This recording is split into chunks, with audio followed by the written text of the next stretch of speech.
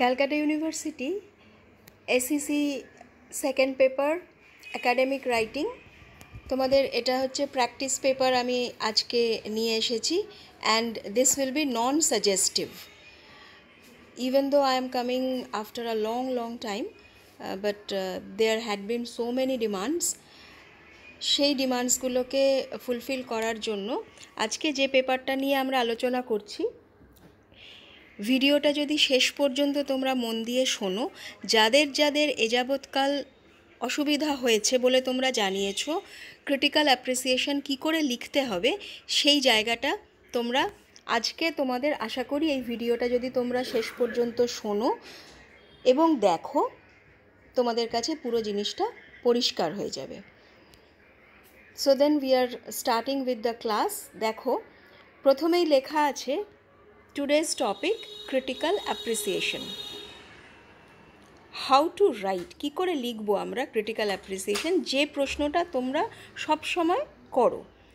তো প্রথমে দেখো আমি পয়েন্ট করে করে লিখেছি, তোমরা আশা করি স্ক্রিনের ওপর সেটা দেখতে পাচ্ছ। It's all visible on the screen. Poem stanza will be provided which will be unseen. তোমাদের কাছে আনসিন পোয়েমের স্ট্যান্সা দেওয়া হবে। Next, give at least 2 to 3 reading of the given poem. যে কবিতার স্ট্যান্সাটা দেওয়া হয়েছে সেটা অন্তত 2 থেকে 3 বার পড়ো। Next point, the next step is to comprehend the meaning of the poem. যে কবিতাটা তোমাদের সামনে রয়েছে তার মানেটা কি, কী অর্থ দাঁড়াচ্ছে সেটা বুঝতে হবে। তাহলে ওই জন্য বলা হয়েছে 2 থেকে 3 বার পড়তে মোটামুটি একটা মানে তোমরা দাঁড় করাতে পারবে। Thereafter we start to critically jot down our observations and comprehensive knowledge or informations acquired from the given poem stanza. এরপরে আমরা কি করি? Thereafter we start to critically jot down our observation. আমরা কবিতাটা পড়ে কি অবজার্ভ করলাম, কি আমাদের অবজারভেশন হলো, সেটাকে আমরা ক্রিটিক্যালি নোট ডাউন করব। জট ডাউন মানে নোট ডাউন করা। and comprehensive knowledge informations acquired from the given poem stanza. যে কবিতার স্ট্যান্জাটা দেওয়া হয়েছে তার থেকে কি ইনফরমেশন আমরা গ্যাদার করলাম সেগুলো আমরা লিখব খাতায়। তারপরের পয়েন্ট হচ্ছে while writing first we ought to speak or write about the subject theme of the poem given.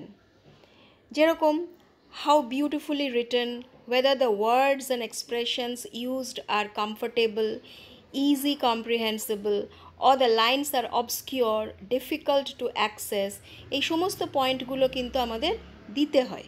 অর্থাৎ যে কবিতাটা আমাদের সামনে রয়েছে সেখানে শব্দগুলো বা এক্সপ্রেশনসগুলো, অভিব্যক্তিগুলো বোঝা যাচ্ছে কি না, কমফর্টেবলি আমরা বুঝতে পারছি কি না, whether we can understand comfortably or not, how beautifully the poem is written, easy comprehensible, কতখানি সহজে আমরা বুঝতে পারছি অথবা পারছি না, লাইনস আর অবস্কিওর, অবস্কিওর মানে যেটা দুর্বোধ্য, অর্থাৎ বুঝতে পারলাম না, ঠিক আছে। ডিফিকাল্ট টু অ্যাক্সেস, কবিতার মানে পর্যন্ত পৌঁছাতেই পারলাম না, যদি এরকম হয় সেটাও আমাদের লিখতে হবে ক্রিটিক্যাল অ্যাপ্রিসিয়েশনে। পরের পয়েন্ট, নেক্সট পয়েন্ট হচ্ছে after writing 6 to 7 sentences on the subject, treatment and theme, we talk about the usage of technical devices. ধরো 6-7টা সেন্টেন্স আমরা লিখলাম সাবজেক্ট ম্যাটারটার ওপরে, যে কবিতাটা দেওয়া হয়েছে তার সাবজেক্ট ম্যাটারের ওপরে, ওপরের পয়েন্টগুলোকে মিলিয়ে পরপর ফাইন্ড আউট করে আমরা 6-7টা সেন্টেন্স লিখলাম। লেখার পরে আমরা কি লিখব? তারপরে we talk about the usage of technical devices used by the poet. কবি কি কি টেকনিক্যাল ডিভাইস ইউজ করেছেন সেইগুলো নিয়ে এবার আমাদের কথা বলতে হবে।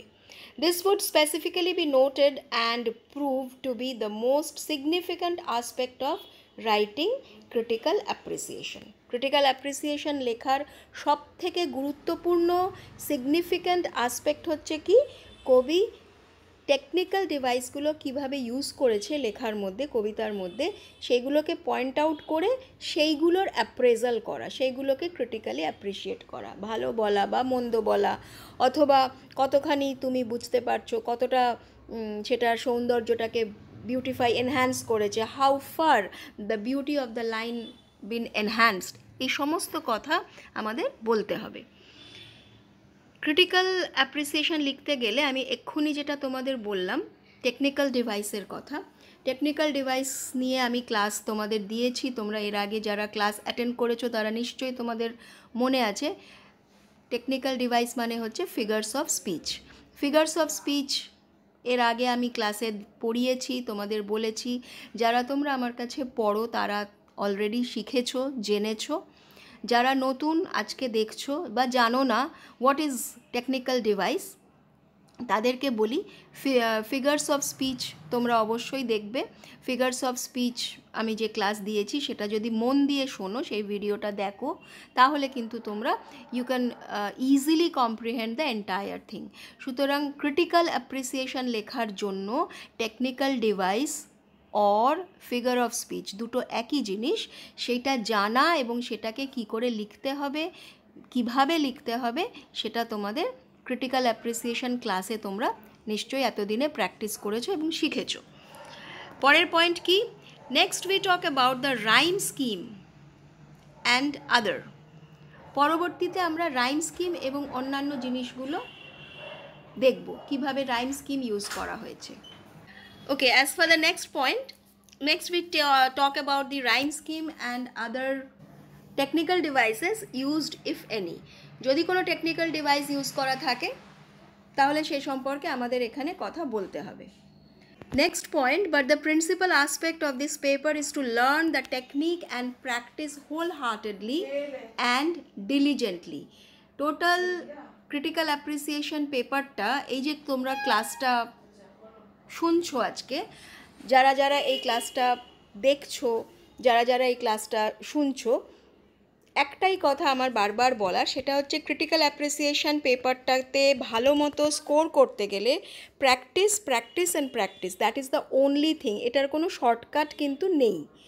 প্র্যাকটিস করতে হবে, লেখা অভ্যাস করতে হবে, সেটাই একমাত্র হাতিয়ার। কেমন? Increasing your English vocabulary would enhance your writing standard. লেখার যে স্ট্যান্ডার্ড, সেই স্ট্যান্ডার্ডটা অনেক বেশি এনহ্যান্সড হয়, অনেক বেশি বেড়ে যায় যদি ইংলিশ ভোকাবুলারি অর্থাৎ শব্দ ভাণ্ডার তোমাদের স্ট্রং হয়। তা না হলে কি হবে, ওই গুটি কয় শব্দ নিয়ে তোমাদের কোনো রকমে চালাতে হবে, এবং সেটা করতে গিয়ে যেটা হয় সেটা যে তোমার একই কথা বারবার রিপিট করা হয়, একই কথা বারবার বলতে থাকো, যেটা বা লিখতে থাকো, যেটাতে করে কি হয়, এক্সামিনার খাতা তার দেখতে বিরক্ত লাগে। সুতরাং আমাদের এমন কিছু লিখতে হবে যেখানে লেখাটার মধ্যে নতুনত্ব থাকে। ইট শুড বি ইনোভেটিভ এবং পড়তে যাতে ভালো লাগে। Whenever you write critical appreciation, remember you are writing an essay, though short. So, it will be your neutral observations on the given poem or stanza.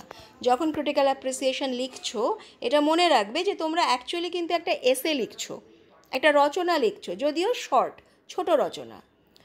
So it will be your neutral observation. তোমরা যা কিছু observe করছো সেটা neutral হবে, কোনো পক্ষপাতিত্ব থাকবে না। There will not be any biasedness যে পোয়েমটা দেওয়া হয়েছে এবং যে স্ট্যান্ডাটাতে তোমরা লিখছো।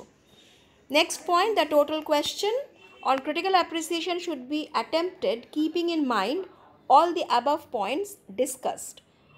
এতক্ষণ ধরে ওপরের যে যে পয়েন্টগুলো আমরা ডিসকাস করলাম, আমি তোমাদের বোঝানোর চেষ্টা করলাম, আশা করি তোমরা বুঝতে পেরেছো। প্রত্যেকটা পয়েন্টকে মাথায় রেখে তবে আমাদের ক্রিটিক্যাল অ্যাপ্রিসিয়েশন অ্যাটেম্প্ট করতে হবে। তা না হলে ক্রিটিক্যাল অ্যাপ্রিসিয়েশনটা, লেখাটা ওই একই কথা ঘুরিয়ে ফিরিয়ে লিখবে, বারবার রিপিট হবে, তাতে কিন্তু লেখাটা দাঁড়াবে না।